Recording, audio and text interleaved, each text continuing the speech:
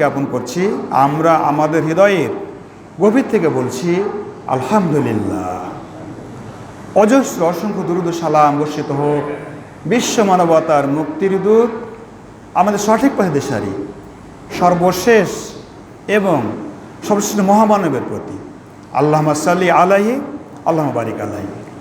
মুসলিম ভাই বোন যারা কবরে শুয়ে রয়েছেন, তাদের সকলের বিধি আত্মার কল্যাণ কামনা করছি, মাগফিরাত কামনা করছি, আল্লাহুম্মা আমিন। সম্মানিত মুসল্লিগণ, আমি আমার আলোচনায় মহাগ্রন্থ আল কোরআন এর সূরা নাম্বার 2, সূরা আল বাকারার এর আয়াত নাম্বার 110 পাঠ করেছি এবং সূরা নাম্বার 67 সূরা আল মুলক এর আয়াত নাম্বার 2 পাঠ করেছি। আমার আলোচনার বিষয়, সৎ আমলের মাধ্যম দিয়েই আমরা মহান আল্লাহ সুবহানাহু ওয়া তাআলার সন্তুষ্টি অর্জন করতে পারি এবং আমাদের সৎ আমল হতে হবে রাসূল সাল্লাল্লাহু আলাইহি ওয়াসাল্লাম দেখা নির্দেশিত পথের উপর ভিত্তি করে, অন্য কোনো পথের উপর নয়, কোনো মন গড়া পথের উপর দিয়ে নয়। আসুন, আল্লাহ সুবহানাহু ওয়া তাআলা আমাদের তৈরি করেছেন। যদি সংক্ষেপে বলি, একটা কথা একটা আয়াত আগে নিয়ে আসছি, আমি পরবর্তী আয়াতে পরে আলোচনা করবো ইনশাআল্লাহ। আল্লাহ বলছেন, ওয়ামা খালাকতুল জিন্না ওয়াল ইনসা ইল্লা লিয়াবুদুন। আমি জিন জাতিকে এবং মানব জাতিকে অন্য কোনো কারণে তৈরি করি, শুধু তৈরি করছি এই জন্য যে তারা আমার ইবাদত করবে। আমাদের কাজ থেকে কিন্তু ইবাদত, এবং আমাদের ইবাদত হবে রাসূল সাল্লাল্লাহু আলাইহি ওয়াসাল্লামের নির্দেশিত পথের উপর ভিত্তি করে। আসুন, আল্লাহ বলছেন, বিসমিল্লাহির রহমানির রহিম, আল্লাযী খালাকাল মাউতা ওয়াল হায়াতা লিয়াবলুয়াকুম আইয়ুকুম আহসানু আমালা ওয়া হুয়াল আজিজুল গফুর। সূরা মুলকের আয়াত নাম্বার 2। আল্লাহ বলছেন, তিনি তৈরি করেছেন মরণ, তিনি তৈরি করেছেন জীবন, যাতে করে তিনি তোমাদের পরীক্ষা করেন যে তোমাদের মধ্যে সৎ আমলের দিক দিয়ে, উত্তম আমলের দিক দিয়ে কে বেশি অ্যাডভান্স। আর তিনি হচ্ছেন ওয়াল আজিজুল গফুর, তিনি হচ্ছেন মহাপরাক্রান্তশালী এবং তিনি হচ্ছেন আবার ক্ষমাকারী। আমরা তো মানুষ, আমাদের ভুল ত্রুটি হতেই পারে, আল্লাহ সুবহানাহু আমাদের ক্ষমাও করবেন। এবং আমাদের মনে রাখতে হবে যে তিনি সকল ক্ষমতার মালিক। আল্লাহ ইজ ওয়াল মাইটি, অথবা আল্লাহ ইজ দ্য ওয়াল মাইটি। আল্লাহ হচ্ছেন সর্বশক্তিমান, তার চেয়ে আর কেউ শক্তিমান নেই। তিনি একক ক্ষমতার অধিকারী। তিনি জীবন দান করেছেন, মরণ দান করেছেন, এর মধ্যেই এই জীবন যতটুকু সময় আমাদেরকে দান করেছেন, এর মধ্যে আমাদের পরীক্ষা করে নেবেন। আর এই পরীক্ষার ফলাফল আমরা বাস্তবায়িত আমাদের হবে কোথায়? পারলৌকিক জীবনে। আল্লাহ সুবহান আমাদেরকে দান করেছেন স্বায়ত্ত শাসন, অটোনমি। পৃথিবীতে তুমি যাও, পৃথিবীতে একটা নির্দিষ্ট সময়ের জন্য থাকবা, 50, 60, 70 বছর, 100 বছর, তোমাকে আমি অটোনমি দান করলাম, স্বায়ত্ত শাসন দান করলাম। তুমি এটা করবা, ওটা করবা, করতে পারবা, কিন্তু স্বাধীনতা তোমাকে একেবারে দেওয়া হয়নি। এবং এই দুনিয়ায় তুমি ইচ্ছামতো জীবনযাপন করবা। আর যখন তোমার জীবন শেষ হয়ে যাবে, মৃত্যু ঘটবে, মৃত্যুর পরে জিন্দেগিতে তোমার ওটা কিন্তু আর থাকবে না, অটোনমিও থাকবে না, তোমার ফ্রিডমও থাকবে না, কিছুই থাকবে না। তুমি যে দুনিয়াতে কী কাজ করেছো, ওই অটোনমি পেয়ে তার উপর ভিত্তি করে তোমার বিচার অবশ্যই হবে। তা আসুন, আমাদের জীবনের যে আল্লাহ বললেন যে তিনি তোমাদের পরীক্ষা করবেন যে সৎ আমলের দিক দিয়ে কে বেশি অ্যাডভান্সড, কে বেশি অগ্রসর, কে বেশি ভালো কাজ করেন। এবং এই ভালো কাজগুলো আমাদের করতে হবে একেবারে নির্ভেজালভাবে, আনুষ্ঠানিকতার মধ্য দিয়ে করতে হবে। সালাতে আসলাম, দু একটা ঠোঁক দিলাম, চলে গেলাম, রাকাত জুটিয়ে দিলাম, এটা কিন্তু নয়। তা আসুন, আমাদের জীবনের যে দিকগুলো সেগুলো আমরা কী পাবো এখান থেকে। আসুন, আল্লাহ বলছেন যে 2 নম্বর আয়াতটা যেটা আমি পাঠ করেছিলাম, আল্লাহ বলছেন, বিসমিল্লাহির রহমানির রহিম, ওয়া আকিমুস সালাতা ওয়া আতুজ যাকাতা ওয়া মা তুকাদ্দিমু লিআনফুসিকুম মিন খায়রিন তাজিদুহু ইনদাল্লাহ ইন্নাল্লাহা বিমা তা'মালুনা বাশীর। আয়াত নাম্বার 110, সূরা নাম্বার 2, সূরা আল বাকারা। আল্লাহ বলছেন যে আর তোমরা সালাত কায়েম করো এবং যাকাত প্রদান করো এবং নেক আমল তোমরা যা নিজেদের জন্য আগে পাঠাবে তা আল্লাহর নিকট পাবে, তোমরা যা কিছু করো না কেন। আল্লাহ সুবহানাহু ওয়া তাআলা নিশ্চয় আল্লাহ তার সম্যক দ্রষ্টা, যা তোমরা করবে সব তিনি দেখছেন। সালাতে আসলাম, ঘুমঘাম করে চলে গেলাম, সব তিনি দেখছেন, সব রেকর্ড হচ্ছে। আমাদের জীবনে শুধু সালাতে নয়, আমাদের জীবনে অনেক ভালো ভালো কাজগুলো রয়েছে। সৎ আমলগুলো কি আমি একটু আপনাদের আলোচনা করে নিই, সংক্ষেপে বলে দিই, তারপর আমি বিস্তারিত আলোচনা করবো ইনশাআল্লাহ। আর সময় তো আপনাদের একটা, আমি দেখেছি এর আগের জুমায় দেখেছি যে আপনারা 1টা বাজলেও তখন আসতে আছেন, যদি একটাই খুতবা শেষ করে দেওয়া হয়, ইমাম সাহেব সালাত আদায় শুরু করে দেবেন, অনেকে সালাতই পাবেন না।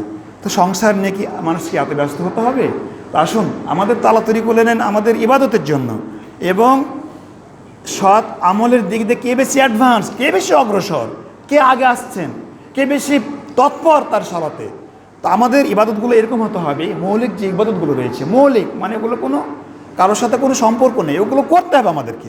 যেমন আপনার সালাত আদায় করতে হবে, সালাতের সাথে কোনো আপোষ নেই। সালাত সময় হলে কাজ কাম সব বন্ধ।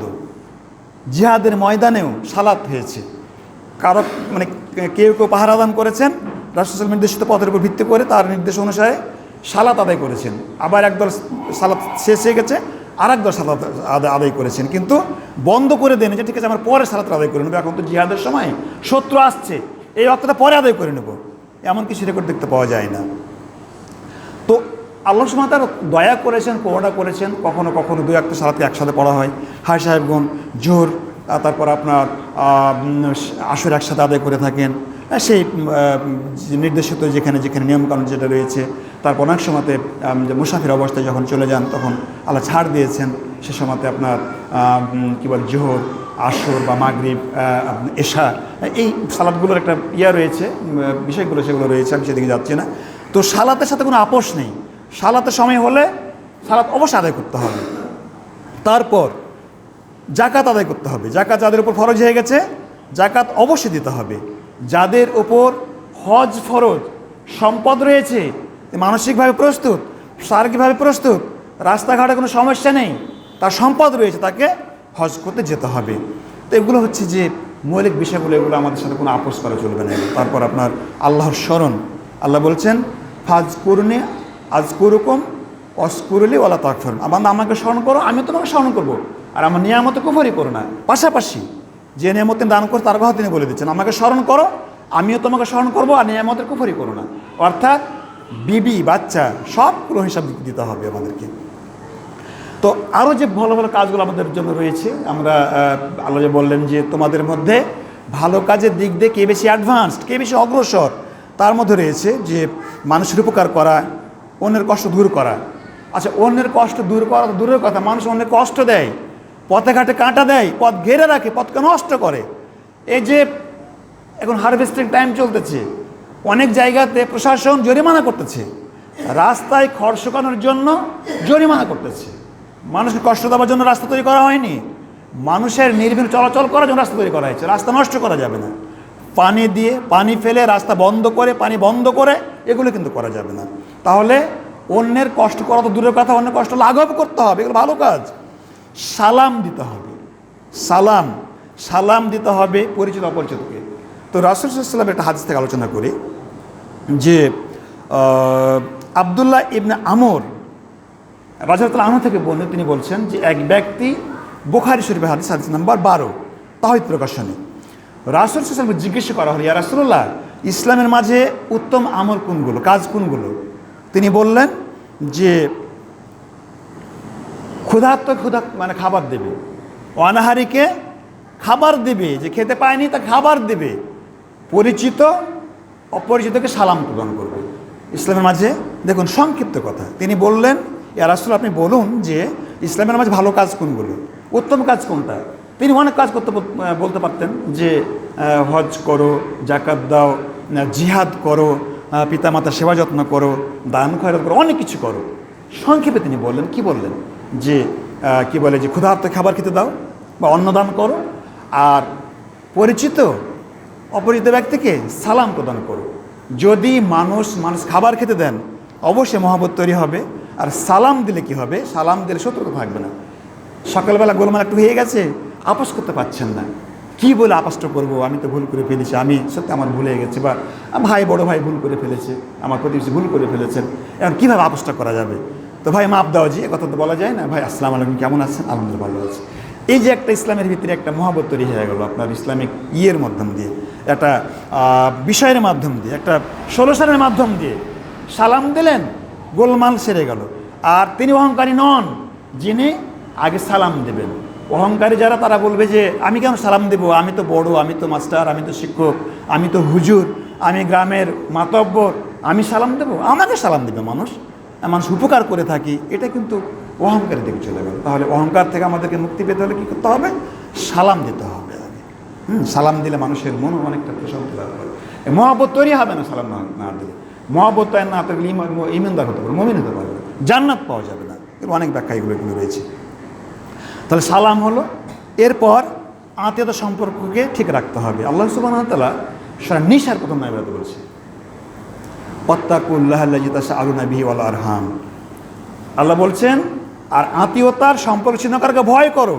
তোমরা যা কিছু করো না কেন, অবশ্যই আল্লাহ তোমাদের ওপর তীক্ষ্ণ দৃষ্টি রাখছেন। মানে আত্মীয়তা সম্পর্ক ঠিক রাখতে হবে। অনেক ব্যক্তি আছেন, দেখা যায় যে বাবা মরে গেলে অংশ দিতে চান না। আব্দুর রাজ্জাক বিন ইউসুফ, তার আলোচনা শুনুন। তার আলোচনা বলে কথা নয়, বাবা মরে গেছে, বোনেরা আছে, সেদিনই বলতে হবে বাবা মরে গেছেন, আজকে থেকে তোমরা অংশ পেয়ে যাচ্ছ, তোমরা বলো কী করবে। অনেক ব্যক্তি আছেন আমার জানা মতো, বাবা মরে গেছেন সেদিনই বলেছেন বোনদেরকে ডেকে, বাসাতে বসে আলোচনা করা হয়েছে যে বাবা মারা গেছে, এখন তোমরা বলো তোমরা এসব সম্পদে কী করবে। যে ভাই এ কথা বলতে পারে, সে বোনেরা কি বলতে পারে? বোনেরাও তেমন, ভাই যেমন বোনেরাও তেমন। না ভাই আমাদের দরকার নেই, ঠিক আছে সময় হবে তখন আমরা দেখে নেব, পরে অসুবিধা নেই। আর এমন ব্যক্তি আছেন, অংশ দেওয়া তো দূরের কথা, অংশ মেরে দেয়, ফাসাদ হয়, ঝগড়া হয়, বিবাদ হয়, বোনের খোঁজ খবর নেয় না, বাড়িতে যায় না। এরকম অনেক বিষয়গুলো কিন্তু আছে।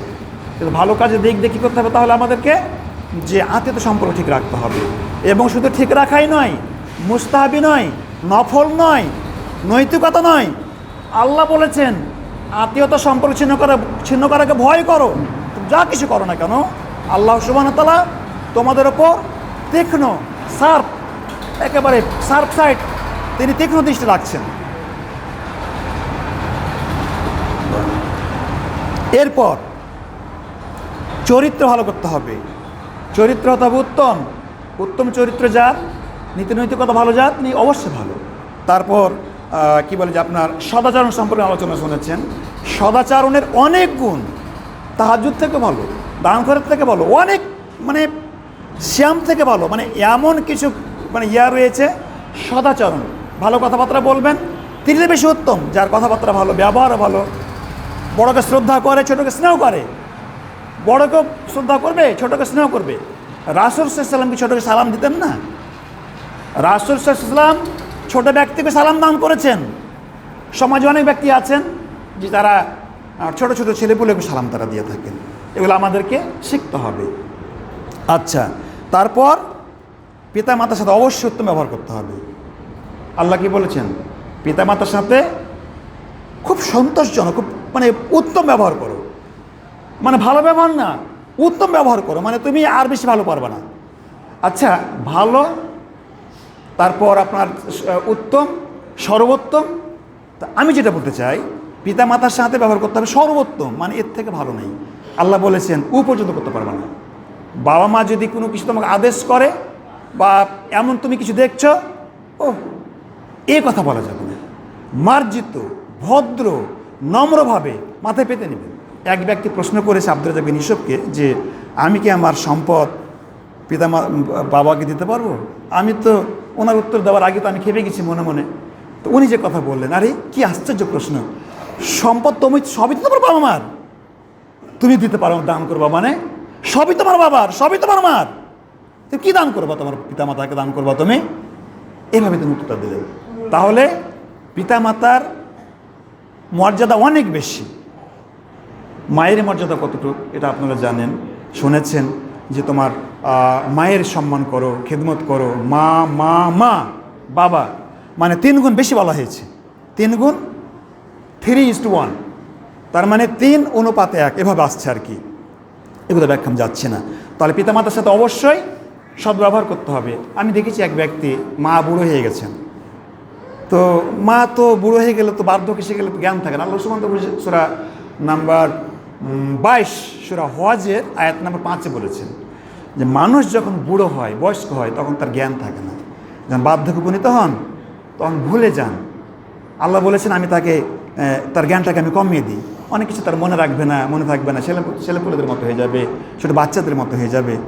তো এরকম মা বার্ধক্যে উপনীত হয়ে গেছেন, তো মার ওপর রাগ করে। আমি বলি যে শোনেন, যে পিতামাতার সাথে রাগ করা যাবে? পিতামাতার জ্ঞান নেই, বুদ্ধি নেই, এখন বয়স্ক হয়ে গেছে, কি বলে না বলে ওর রাগ করলে হবে না। রাগ করে কথাবার্তাই বলে না মায়ের সাথে, বয়স্ক হয়ে গেছে, কি কখন বলে না বলে তার জন্য এগুলো করা যাবে না। পিতামাতার সাথে আমাদের সবসময় অবশ্যই উত্তম, অতি উত্তম, সর্বোত্তম আচরণ করতে হবে, ন্যায় সঙ্গত কথাবার্তা বলতে হবে। আল্লাহ বলছেন বিসমিল্লাহির রহমানির রহিম, ইয়া আইয়ুহাল্লাযিনা আমানুত্তাকুল্লাহ ওয়া কুলু কওলান সাদীদা ইউসলিহ লাকুম আমালাকুম ওয়া ইয়াগফির লাকুম যুনুবাকুম ওয়া মান ইউতিইল্লাহ ওয়া রাসূলাহু ফাকাদ ফাজা ফাওজান আযীমা। সূরা নাম্বার 33 সূরা আল আহজাবের আয়াতগুলো। এটা হচ্ছে কি যে হে বিশ্বাসীগণ, আল্লাহকে ভয় করো আর সত্য আর ন্যায়সঙ্গত কথাবার্তা বলো। তাহলে তিনি কি বললেন? আল্লাহকে ভয় করো, সত্য ন্যায়সঙ্গত কথাবার্তা বলো। অনেক সময় মানে কৌতুক করে, মিথ্যে কথাবার্তা বলে, বাচ্চা কাচ্চাদেরকে ধোকা দেওয়া হয়, গরুকে ধোকা দেওয়া হয়, মানে অনেক ব্যক্তিকে বা চতুষ্প প্রাণীকে ধোকা দেওয়া হয়। এ প্রশ্নেই নেই, মিথ্যে বলা যাবে না, ধোকা দেওয়া যাবে না, কৌতুক করা যাবে না। অনেক সময় মাদ্রাসা ছাত্ররা পর্যন্ত কৌতুক করতে ছেড়ে দেয় না অনেক ক্ষেত্রে, অনেক সময় এগুলো করা যাবে না। হাই স্কুলে ছেলে বলে কথা নাই, মানুষ বলে কথা নাই, মাদ্রাসা বলে কথা নাই, মিথ্যে বলা কোনো অবকাশ পর্যন্ত নেই, মিথ্যে বলা যাবে না। সত্য ন্যায়সঙ্গত কথাবার্তা বলতে হবে। আল্লাহ সুবহানাহু বলেছেন যদি তোমার সাক্ষ্য প্রদান করা প্রয়োজন হয়, পিতামাতার বিপক্ষে হয়, সত্য তোমাকে সেটা বলতে হবে। পিতামাতার বিপক্ষ হলেও সত্য সাক্ষ্য প্রদান করতে হবে, অটুট থাকতে হবে সেখানে। আমরা কি পেলাম তাহলে? যে আমাদেরকে সত্য কথাবার্তা হবে, উত্তম কথাবার্তা বলতে হবে, ন্যায়সঙ্গত কথাবার্তা বলতে হবে। তা আসুন যে আমাদের জীবনে সবচেয়ে বেশি যেটা প্রয়োজনীয় জিনিস সবসময় লেগেই আছে আমাদের জীবনের সাথে ওতপ্রোতভাবে জড়িত, সেটা সালাত। সালাদটা ফজরে, মানে ফজরের পর নাস্তা পানি করলেন, কাজ কাম করলেন, দুপুর হয়ে গেছে, আল্লাহু আকবার, আল্লাহু আকবার, হাইয়া আলাস সালাহ, হাইয়া আলাল ফালাহ, আল্লাহ মহান বলা হলো, রাসূল সাল্লাল্লাহু আলাইহি ওয়াসাল্লামের কথা বলা হলো, সাক্ষ্য প্রদান করা হলো। তারপর তিনি বলছেন যে তোমরা সালাতের জন্য এসো, এখানে তোমাদের জন্য কল্যাণ রয়েছে। আবার সালাত শেষ হয়ে গেল, একটু বিশ্রাম করলেন, আবার আসরের সময়, আবার মাগরিবের সময়, আবার এশারের সময়, এভাবে আবার শুরু হলো ফজর। সালাত সালাত সালাত। সালাতটা কি? যদি কোনো ব্যক্তি সালাত আদায় করেন, আল্লাহ বলছেন ইন্নাস সালাতা তানহা আনিল ফাহশাই ওয়াল মুনকার। আল্লাহ বলছেন যে নিশ্চয় সালাত মানুষকে অশ্লীল বেহায়াপনা থেকে দূরে রাখে। সালাত নামাজ, যার নামাজ নেই তার ইমানই নেই, ও কিসের মুসলমান? সালাত নেই ও মুসলমানই নয়। বড় বড় বিজ্ঞ আলেমগণ বলেছেন যে সালাত নেই তা তো গোরস্থানে, মুসলিম গোরস্থানে জায়গাই হবে না। তার জানাজা নেই, তার সালাত নেই, তার কি বলে যে তার মুসলিম গোরস্থানে জায়গা নেই। সালাত কত বড় তাৎপর্যপূর্ণ বিষয়। বাইনাল আবদে ও বাইনাল কুফরে তারকুস সালাত। বান্দা এবং কাফেরের মধ্যে পার্থক্যকারী হচ্ছে কি সালাত। হিন্দু বাজারে গেছেন, ওরও দাড়ি নেই, মুসলমানও দাড়ি নেই, উনিও পাঞ্জাবি পরেছেন, মুসলমানও পাঞ্জাবি পরেছেন। সালাতের সময় হলো, আজান হলো, মুসলিম যাবে মসজিদে, হিন্দু কি মসজিদে যাবে? যাবে না তো। আমাদের নেতা অনেক সময় ছিলেন বিরাট বিরাট পাঞ্জাবি, অনেকের টুপি, অনেকের মান্নাদের নাম শুনেছেন আপনারা। নেপালের লোক তো টুপি পরে, এই যে প্রধানমন্ত্রী যে এখন আছে তো টুপি পরে থাকে। নেপালের যারা লোকজন প্রায় টুপি পরে। আমি দার্জিলিং গিয়েছি, অনেকে টুপি পরছেন। হিন্দু মানে বৌদ্ধ, ওরা ইসলাম ধর্মে তারা বিশ্বাস করে না, তারা টুপি পরে। তো টুপি থাকলে কি মুসলমান? টুপিটা আসল কথা নয়। সালাতের পার্থক্য হচ্ছে এখানে। সালাত নেই ও মুসলমানই নেই। রাগ করবে না প্লিজ। পরিবারে যাদের উপর সালাত ফরজ হয়েছে তাদেরকে অবশ্যই সালাত আদায় করার কথা বলতে হবে। দেখুন, রাসূল সাল্লাল্লাহু আলাইহি ওয়াসাল্লামের উপরে সালাত ফরজ হলো, এই কোরআনে বলা হয়েছে, অনেকবারই বলা হয়েছে। তার আগের যারা নবী রাসূল ছিলেন তাদের উপর সালাত ছিল। মূসা আলাইহিস সালাম চলে আসছেন শ্বশুরালয় থেকে, ঘর জামাই ছিলেন বা আসছেন সেখানে মাদায়েন থেকে চলে আসছেন, তিনি তোয়া পর্বতে গেলেন। তোয়া পর্বতে গেলেন, উপত্যকে গেলেন, ভ্যালিতে গেলেন। আল্লাহ সুবহানাহু ওয়া তাআলার হুকুমে তিনি তো তার বাচ্চা, মানে তার ওয়াইফের বাচ্চা প্রসব হবে, আগুনের প্রয়োজন, তিনি আগুনের জন্য গেলেন। তিনি বললেন তোমরা এখন অপেক্ষা করো, হয়তো আগুন নিয়ে আসবো অথবা আমি কোনো দিক নির্দেশনা পাবো।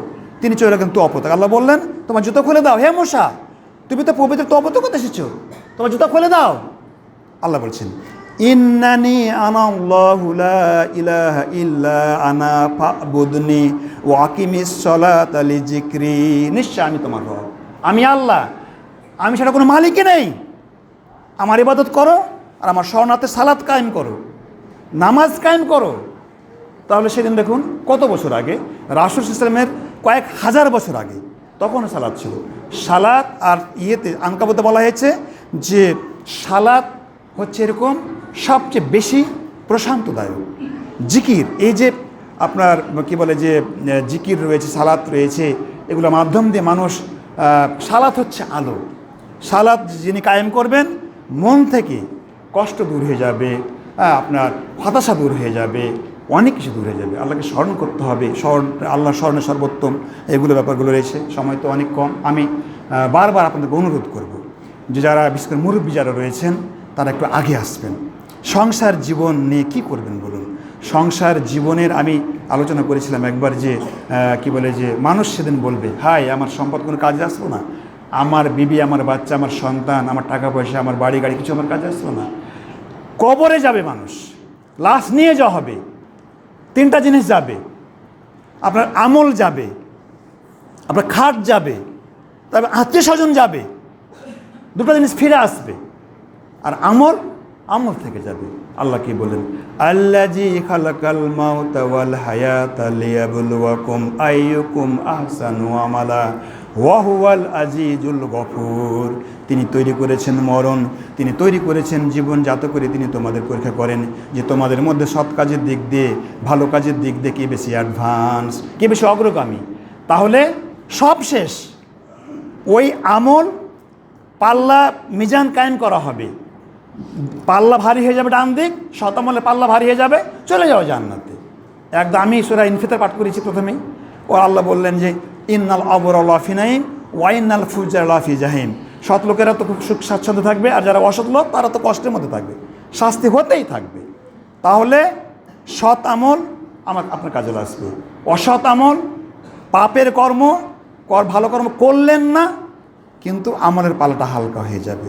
অনেক কথাবার্তা ছিল, তো আমি বলি যে আসুন, এই দুনিয়ার জীবন কিন্তু ক্ষণস্থায়ী, আমাদেরকে সৎ আমল বেশি বেশি করে রাসূল সাল্লাল্লাহু আলাইহি ওয়াসাল্লামের নির্দিষ্ট পথের উপর ভিত্তি করে আমাদের সৎ আমল করতে হবে, আমাদের দান খয়রাত করতে হবে, মানুষকে ভালোবাসতে হবে। আপনি মানুষের সাথে হাসি মুখে কথা বলবেন, সেটা একটা সৎ আমল, সেটা একটা ভালো কাজ। সালাম দেবেন, অন্ন প্রদান করবেন। আল্লাহ সুবহানাহু ওয়া তাআলা সূরা বাহরে বলছেন যে যারা এভাবে মানুষকে অন্ন প্রদান করবেন, তাদের নিজের প্রয়োজন আছে তা থাকা সত্ত্বেও খাবার খেতে দেবেন, তাদের জন্য রয়েছে অবশ্যই ভালো পুরস্কার। তাদেরকে পান করতে দেওয়া হবে, আপনার পানপত্র থেকে পান করতে দেওয়া হবে, আর সেটা হবে কর্পূর মিশ্রিত। কর্পূর, আপনারা আগে ক্ষীরে কর্পূর দিতেন না, আমি কিন্তু কর্পূর দেওয়া ক্ষীর খেয়েছি, একটা সুগন্ধ থাকে। তো আল্লাহ সুবহানাহু ওয়া তাআলা জান্নাতে পানি পান করাবেন, এবং সে ভরপুর টইটুম্বুর গ্লাস হবে, পানপাত্র হবে, এবং সেখানে থাকবে কর্পূর মিশ্রিত, এবং তাদের জন্য কোনো দুঃখ থাকবে না, হতাশা থাকবে না। তো এগুলো হচ্ছে কিসের জন্য? সৎ আমলের জন্য। তো আমাদের জীবনে অনেক সৎ আমল আছে, আমাদের সৎ আমল কেন করতে হবে? এই জন্য যে আমাদের জীবনের জন্য, পারলৌকিক জীবনের জন্য করতে হবে। আল্লাহ আমাদেরকে এই দুনিয়ায় সৎ আমলগুলোকে ইসলামিক পথে সম্পাদন করার তৌফিক দান করুন, এবং পারলৌকিক জীবনে আল্লাহ সুবহানাহু ওয়া তাআলার সন্তুষ্টি অর্জন করার তৌফিক দান করুন, আমাদেরকে মুক্তি দান করুন। আমরা বলি আল্লাহুম্মা আমিন। সম্মানিত মুসলিম, আবার অনুরোধ করি একটু আগে আসবেন। আজকে যখন আসলাম তো এই যে ইট নিয়ে তো মানুষ ব্যস্ত হয়ে গিয়েছিলেন, রাস্তা সংকীর্ণ, তো একটু আগে আসবেন। যারা মুরব্বী আছেন আগে আসবেন, এখানে বসে থাকবেন, আল্লাহকে স্মরণ করবেন, কুরবানি করবেন। কুরবানির টাকা আমার হালাল হলো কি হলো কে বলবে? একটু ভেজাল লেগে গেছে, কার সাথে কুরবানি করলাম না করলাম। কিন্তু যদি আপনি আর্লি প্রথম মসজিদে আসেন শুক্রবারের দিন, তাহলে আপনার উট কুরবানি করার সমান পেয়ে যাচ্ছেন, গরু কুরবানি করার সব পাচ্ছেন, দুম্বা কুরবানি করার সব পাচ্ছেন। এটা সুযোগ কেন ছেড়ে দেবেন? বুড়োরা তো বেশি কাজ কাম নেই, ইয়াং যারা আছেন, তো আল্লাহ সুবহানাহু ওয়া তাআলা কিয়ামতের দিন আপনার কয়েক ব্যক্তিকে ছায়া প্রদান করবেন আরশের ছায়া, যাদের সেই সমস্ত যুবক যারা তাদের যৌবনকাল কাটিয়ে দিয়েছেন ইবাদতের মাধ্যম দিয়ে, এবং যাদের মন মসজিদে টাঙানো থাকে, জোহর আদায় করলাম কখন আবার আসর হবে, তো এগুলো আমরা কেন সুযোগ ছেড়ে দেবো বলুন? এগুলো আমাদের সুযোগ ছাড়া ঠিক হবে না। তা আসুন, আল্লাহ আমাদের ক্ষমা করুন, মাফ করুন, আল্লাহুম্মা আমিন। আর যদি আমার কথা কষ্ট পেয়ে থাকেন আমাদের ক্ষমা করুন। ওমা আলাইনাল বালাগ। আউযু বিল্লাহি মিনাশ শাইতানির রাজিম। বিসমিল্লাহির রহমানির রহিম। রব্বিরহামহুমা কামা রব্বায়ানি সগীরা। রব্বিগফিরলি ওয়ালিদাইয়া ওয়ালিল মুমিনিনা ইয়াওমা ইয়াকুমুল হিসাব।